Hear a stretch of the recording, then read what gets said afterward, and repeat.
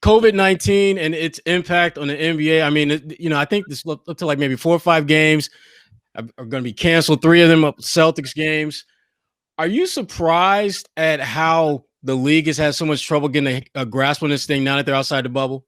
No, and having been in the bubble and realizing how safe we were every day, there was never a concern because you were taking those tests every morning. So you knew everybody in there was safe. There was no concern at all about your daily interactions with people. And we wore masks and everything was locked down. But I knew once we left that environment and got back to normal, we were going to have the same issues that everybody else was having in terms of the potential for something to go sideways. And that's honestly, I'm surprised it took this long. I thought it would have happened sooner, to be perfectly honest with you. Mm-hmm. Absolutely. Sherrod and I have this game we call buy, sell, or rent, and we want you to play it with us today. He got no choice. Yeah, you're already here. Sorry. But right now, would you put the season on hold? Are you buying, selling, or renting that statement? I'm selling that only because it's a limited amount of teams and players who have been affected. My concern, though, is that there's been such a cavalier attitude about it by some. If these videos that we've seen of Kyrie Irving are legit, that's a red flag. I don't know how Jayson Tatum would have contracted it. So, you just don't understand how each player is dealing with it on their own, away from the team and the protocols that the league has set in place. But now that you're talking about more rules, there's going to be some guys who chafe against any sorts of infringement on their personal freedoms. And to me, you're just asking for problems now. If you expand these things and put in all these lockdown measures that are going to, frankly, piss these players off.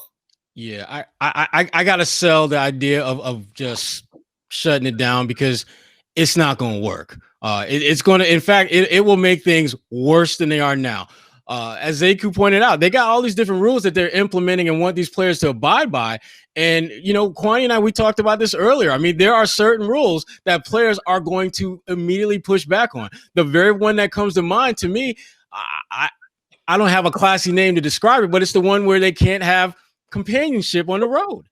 Non-player companion. I can't remember how the exact wording of it was. Friends. Let's just put friends. Yeah, friends with benefits. Let's be real. Friends with benefits on the road. Right. And if you are, and the way the schedule is working out now, you don't just roll into a city and bounce. You in that city for like 2 games, 3 or 4 days, and you're telling these players, look, you're going to have to be with your teammates and your teammates only for 4 days. Now, for you and I, yeah, that's very doable. But for cats who have lived this life for years, exactly. Now you're telling them that, you know what? Becky Sue that you used to kick it with in Miami, you're not going to do that. You're asking them to go cold turkey on a habit that they've had for years. And something that's been instilled in them for years. Right. And as Sekou pointed out, they coming from being in a bubble. They ain't trying to go back to the rules of the bubble if they don't have to. So I think the league has a serious problem in figuring out how to work it so that the players don't feel that their rights are completely infringed upon, but at the same time being health, safety conscious and all that. Rod, you know how meticulous these players are in terms of planning their import of leisure activities. Yeah. They don't like the city without a very detailed list of what they can get their hands on, what kind of time they're going to spend with them. They have people doing it for them. Let's be real. Yeah. Yeah. I mean, that's the one thing they do better. Maybe they can play basketball is they are very specific about their free time. So my concern is that by going to these road trips where you're doing like 2 games in one place, they probably had a very specific idea of how they would handle that. Mm-hmm. And now if you tell them they can't do it, you're asking for problems because that disrupts the entire ecosystem, takes the whole thing, shakes it up, and now these guys have to adjust on the fly. It's not going to be good. The Players Association and the league are going to have to get together and come to some kind of agreement about how to handle this without upsetting the players any more than they already are. Yeah.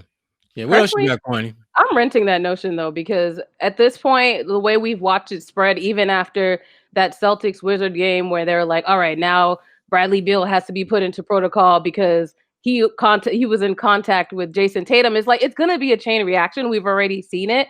And I honestly think like within the next few weeks, I don't wish this, but we're gonna just see more cases rise. Like that it's inevitable. And if they are even enforcing this no companionship on the road, who's to know whether or not that's actually going to work? But moving on, do you guys think that they should expand the rosters outright since we are losing so many players that are eligible to play?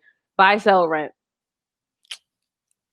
Go ahead, Zeke. Buying that. I'm definitely buying that. I think that's just kind of a logical caveat for the season. I mean, it's a COVID affected world. Yeah. So if you're ever going to relax the rules or tweak them in a way that would allow for some more flexibility, now is the time to do it. But as somebody pointed out, even doing that, you have to still contact trace players when they're coming from the G League or wherever you might be getting off the street. There's so many protocols in place that are interrupting your normal day of business in the league. I don't know how you have to get everybody aligned and adjusted to doing things differently. That's going to be an extremely tough lift for the league and for these teams. And I think I'm buying that because I think that's one of the few logical ways of dealing with this. I don't think there are many, but that's one of them that I think makes complete sense. Yeah, I'm going to rent that one because I think it's something that you can do in the now. But I think at some point, if this country, if this league can get this coronavirus under control, like I think it will, then you won't necessarily need that later in the season and potentially in the playoffs.